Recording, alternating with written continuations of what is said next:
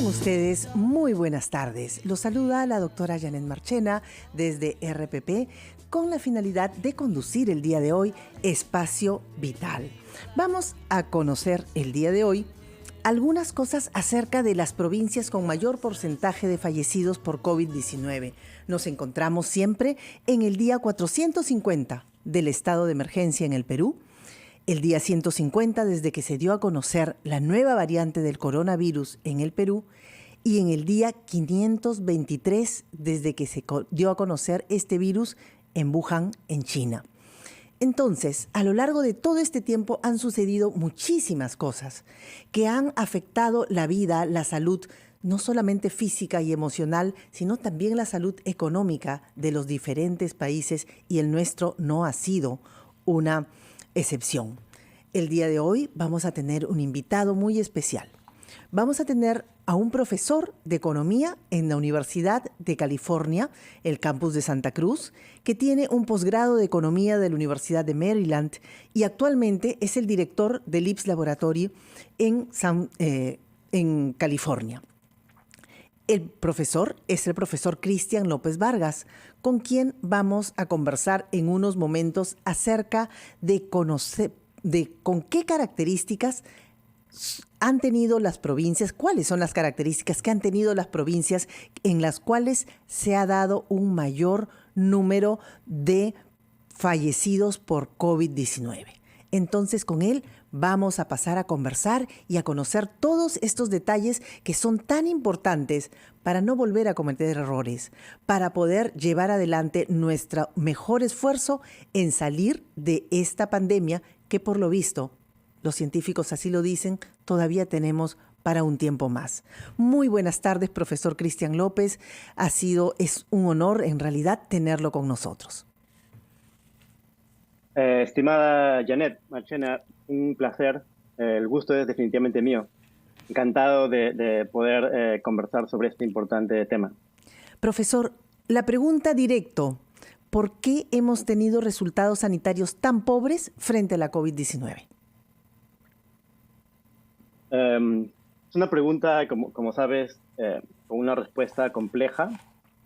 Sin embargo, no es, digamos, un misterio. Hay indicios suficientes que apuntan a que no solo la condición inicial de nuestro sistema sanitario, sino también las cosas que hemos hecho, las estrategias que hemos desplegado, más precisamente las estrategias que no hemos desplegado, explican parte de esta debacle, ¿no? Es un desastre de proporciones históricas. Entonces, en corto, digamos, la pregunta, pese a que tiene una respuesta compleja, yo diría que no solo son condiciones iniciales, que de hecho las teníamos complejas, un sistema sanitario con muchas deficiencias que están bien documentadas en diferentes dimensiones, sino también cosas que sí podíamos haber desplegado, estrategias que sí podíamos haber desplegado, no lo hicimos. Y eso creo que nos ha cobrado una factura lamentablemente demasiado alta.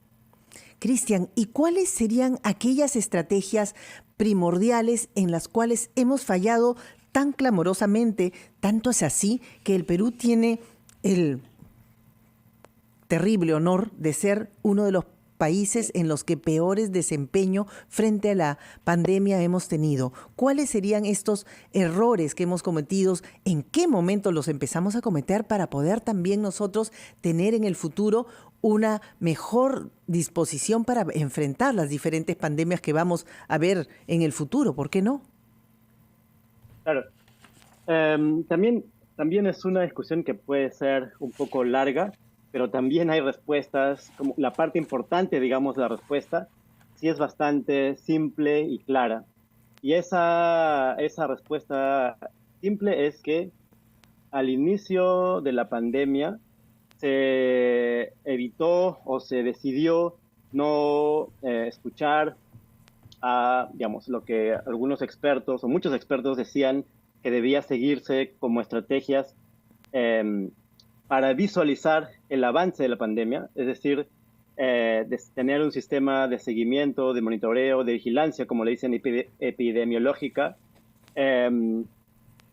fue, creo, el error fundamental. Como parte de esa falta de despliegue de esta política fundamental, del tener ojos, digamos, creo que el consabido error de no obtener las pruebas diagnósticas adecuadas fue quizá el más letal, ¿no? Porque la gente, aún un año después, no todos saben esto, pero el despliegue de pruebas incorrectas, estas serológicas, literalmente tuvo lamentablemente al Estado a ciegas. No se puede, literalmente no se puede saber los brotes, dónde están atacando más fuertemente si tienes pruebas que tienen esta cantidad de falsos positivos y falsos negativos. Entonces, yo creo que ese fue el error fundamental inicial, pero no fue el único, ¿no? Hay otras cosas como este debate enorme que hubo sobre el rastreo de contactos digamos, en varios meses de mitad de año del 2020, que el Estado, el Ministerio de Salud en particular, argumentaba que hubiera sido muy complejo hacer un despliegue de un sistema de rastreo de contactos, pero sin embargo la evidencia muestra algo en contra, ¿no? Hay países que son más pobres, en África, en el sur de Asia, que sí desplegaron estrategias de rastreo de contactos de manera imperfecta, de manera parcial, pero ese es el tema, ¿no? O sea, no teníamos que hacerlo de manera perfecta, completa, podríamos haberlo hecho de manera parcial, y eso hubiera hecho una gran diferencia, porque como también estaba documentado, hay políticas complementarias. Cuanto más barreras pones, digamos, pones tu rastreo de contactos, pones tu sistema de pruebas, pones tu sistema de aislamiento, todos imperfectos, todos incompletos, pero estas diferentes capas son lo que hacen la diferencia porque entre ellas se complementan. Y uno más que yo quisiera agregar, y perdóname que me extienda un poco en la respuesta porque es muy importante, Cristian, en términos de las fallas. Sí, Cristian, ¿qué te parece si vamos, porque esto que tú estás mencionando es tremendamente importante y quisiéramos que te puedas explayar? Nos vamos a una pequeña pausa y regreso entonces contigo para poder decir y seguir adelante con esta discusión. Estamos con el profesor Cristian López Vargas. Por un canto de gaviotas. Volvemos a su programa con la finalidad de poder conversar con el profesor Cristian López Vargas. Estamos en Espacio Vital por RPP analizando por qué motivo hemos tenido estos resultados verdaderamente, como los dice el profesor, desastrosos. Errores fundamentales como no tener pruebas concluyentes, error fundamental de no tener un buen rastreo de contactos, error fundamental de aislamiento, de ver cuál sería la política de aislamiento de los contactos. Profesor, por favor, ilústrenos un poco en este sentido. Gracias. Sí, antes de la pausa, quería agregar un pilar adicional de esas políticas que faltaron al inicio, y es el tema de la comunicación. No sé si ustedes recuerdan, pero el Estado peruano, en particular la PCM, PCM con Minsa tuvieron desafortunadamente una demora sustancial en poder desplegar una estrategia de comunicación. A diferencia de una crisis, digamos, más común, ¿ok? Una crisis de origen financiero, por ejemplo, donde uno quiere que la gente mantenga la calma y no cambie su comportamiento económico, por ejemplo, demasiado brusco. En una crisis originada por una pandemia, lo que uno más bien quiere es cambiar el comportamiento en la dirección adecuada en un tiempo récord, básicamente, ¿no?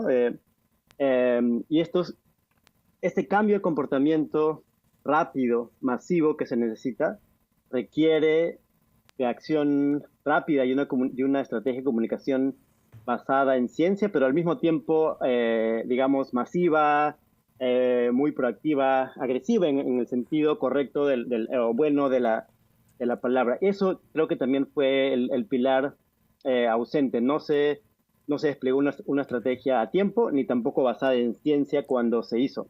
Eso quiere decir, Cristian, que en eso también fallamos, que lamentablemente no supimos comunicar, no para alarmar a la población, pero sí con la finalidad de poder comunicar qué tan grave era la situación, cuáles eran las formas de enfrentarlas y probablemente esto hubiera salvado miles de vidas. ¿Estoy en lo correcto? Sí, exactamente, eso es. Teníamos que desplegar un cambio, o sea, de manera calmada, ordenada, pero clara. Hay ejemplos de varios países en el mundo que lograron algo de ese tipo, algunos, digamos, más democráticos que otros. Israel. Pero incluso en países democráticos se logró cambio de comportamiento sustancial temprano, rápido. O sea, no estaba fuera de nuestro alcance, yo creo. Y nuevamente, aunque se hubiese hecho de manera parcial, imperfecta, también hubiera salvado miles de vidas, creemos. Así es. Cristian, tenemos datos que son en realidad datos Perdí tu audio. Hola, ¿me escuchas? ¿Ahora sí? Ah, sí. Ahora sí, perfecto, Te escucho gracias. bien. Entonces, Cristian, tenemos Sí, te unos escucho. datos Sí. que nosotros en realidad los consideramos como datos dolorosos, como por ejemplo, ¿cuáles han sido aquí en el Perú las 20 provincias con mayor porcentaje de fallecidos por COVID-19? Quisiera que le explicaras a todos nuestros televidentes, a todos nuestros oyentes, qué significa, por ejemplo, que en la provincia de Palpa, en Ica, exista 1.10% de fallecidos per cápita. Explícanos qué cosa es eso para que podamos nosotros entender y de verdad saber que hicimos las cosas mal y enmendar. La idea no solamente es criticar, sino también participar en qué cosa, desde el lugar en donde yo esté, puedo hacer para mejorar esto. Sí, totalmente de acuerdo. De hecho, quisiera comenzar comentando esta última frase que has dicho. Creo que la sociedad civil en esta pandemia ha demostrado que puede y debe, puede y debe contribuir cuando el reto que enfrenta el país es de la dimensión que ha sido esta pandemia. Y un ejemplo es, de hecho, el grupo de trabajo en el que han participado varios profesionales destacados, entre ellos Mateo Prochaska, Raji Burham, entre otros, que han reconciliado, digamos, de manera voluntaria, de manera, sí, pues, ¿no? Como parte de la sociedad civil, han logrado reconciliar los datos, han logrado brindarnos unos datos más cercanos a la verdad. A la realidad. Precisamente con esos datos es que calculamos el porcentaje de la población que ha fallecido por COVID-19. Así de simple es el estadístico, es cuántos de cada 100 han muerto, han fallecido debido a haber contraído COVID-19. Y en ese cálculo, que es, como tú muy bien lo has dicho, doloroso, porque esa es la palabra que describe y pinta bien esta tarea y esta conversación, hemos encontrado que hay en el top 5, digamos, en las 5 provincias con más muertos por cada 100 personas. O sea, ese 1.10 que mencionabas, dice, es eso, es de cada 100 personas en Palpa, por ejemplo, ha fallecido por COVID-19 1.1 persona. Nunca, o sea, uno puede ir hacia la historia atrás, no hay registro histórico en la historia de la República de un desastre que haya tenido en todo el territorio ese nivel de letalidad. Al menos yo no lo he encontrado y sería bueno saber si es que ha habido un efecto de un evento de ese tipo, ¿no? Obviamente hay desastres particulares en algunos lugares, pero nunca algo tan enorme. Y en ese top 5 que les decía, hay 4 de las 5 provincias con más muertos por persona están en Ica. Ica no es el lugar más pobre de Perú, pero yo creo que lo que estamos descubriendo acá es solamente la punta del iceberg para que más investigación y probablemente algo similar a una comisión de la verdad, como proponen algunos, pueda descubrir luego, ¿no? ¿Por qué Ica ha tenido estos resultados tan devastadores. Tal cual Y tú como tú dices. sabes, Ujú. sí, Sí, Cristian, tal cual perdona. tú dices, la provincia de Palpa, Chincha, Nazca, las tres ubicadas en un lugar en que te podrían tener también las mismas deficiencias en cuanto a infraestructura de salud de las otras provincias. Pero, ¿qué pasó aquí para que se dé este desastre sanitario? Sí. O sea, lo que te voy a contar es una conjetura, hay que decirlo claro, y más investigación tiene que darse para hacer un vínculo causal, ¿no? En estadística, en economía, nos importa diferenciar la correlación de la causalidad. Lo que te voy a contar es una afirmación por correlación, pero que es un indicio para un estudio que podría establecer causalidad más adelante. Lo que yo creo es que parte de la ecuación viene naturalmente de que Ica está cerca de Lima, que fue el gran brote, e Ica es más pobre, tiene algunas características más difíciles que Lima. Pero también, y aquí viene la parte más importante, hay una desproporción en el grado en que la población, los ciudadanos de Ica, ha sido expuesto a la creencia de que había una forma de estar seguro y eso era bajo y me refiero a la recomendación tan insistente de muchas personas influyentes sobre el uso de la ivermectina, para la cual no había ninguna prueba científica sobre su efectividad. Entonces, mi conjetura, más concretamente, es que hay un factor que es que la población en Ica, en parte, ha estado descuidándose más frecuentemente que en otros lugares del Perú, porque tenía desde políticos hasta personas con otro tipo de influencia recomendándoles que Usen tomen ivermectina ivermectina. cuando no Exacto. había una evidencia que era efectiva. Eso creo que es un tema de salud pública enorme que debe investigarse. Correcto. Y dentro de todos estos problemas, también no ha contribuido mucho el manejo tan cerrado de los datos a que las personas creamos que estábamos seguras, a que las personas creamos que no era tan exagerado el cuadro y que, bueno, podíamos hacer más o menos bien nuestra vida, porque total no era tan letal la pandemia. No podría estar más de acuerdo contigo. En efecto, nuevamente volviendo a lo que decía hace un rato, ¿no? El parte de esta reticencia de escuchar a los científicos le impidió a la administración del expresidente Vizcarra darse cuenta que no se podía manejar esta crisis con herramientas o enfoques de una crisis típica, ¿no? Realmente no se debía decirle a la gente todo está ok, sigan con su vida, sino hacer algo difícil, que es cierto, es muy difícil, es mantener la calma al mismo tiempo que se les pide que cambien su comportamiento en algunos entornos de manera sustancial, ¿no? En el transporte público, en el trabajo, en la vida social. Entonces, esa desconexión, no usar lo que se sabía por ciencias e ir con un enfoque más común, creo que jugó un rol muy fuerte y también implica que para protegerse, y permítanme decir algo un poco eh, más controversial, yo creo que para proteger su imagen y para proteger, digamos, las políticas que estaban desplegando, fueron un poco, bueno, un poco, en un grado suficiente, cerrados con los datos, como tú decías, ¿no? No compartir, no abrir la realidad para, entre comillas, no causar pánico, pero en realidad eso generó esa percepción equivocada de que las cosas no estaban tan mal, como bien mencionas.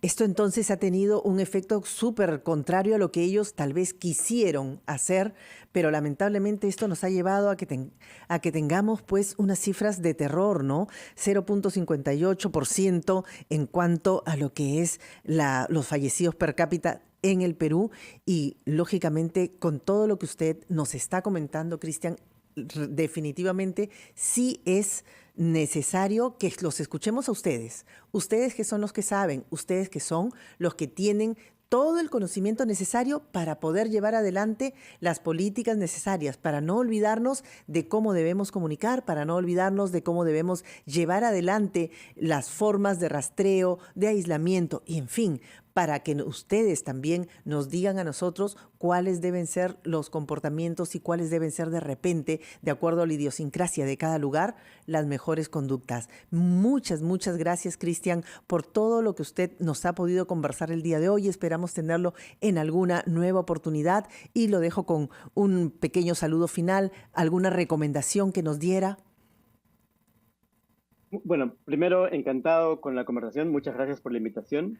Creo que mi recomendación final, además de hacer un llamado como ciudadano a la unidad, digamos, en el país y al respeto de las instituciones y los procesos, aparte de eso, me gustaría, volviendo al tema de la pandemia, un último mensaje sería que van a haber más crisis y van a haber otras crisis que sean de tipo pandemia y otras que sean inusuales en otros sentidos. Por ejemplo, la crisis del clima viene, va a ser más lenta, pero puede tener consecuencias aún más grandes. Entonces, como tú decías, escuchar a los científicos en las diferentes disciplinas es importante, pero también hay cosas concretas que se pueden hacer. Y eso, por ejemplo, se ejemplifica en hacer planes. Deberíamos tener planes concretos para responder a las pandemias.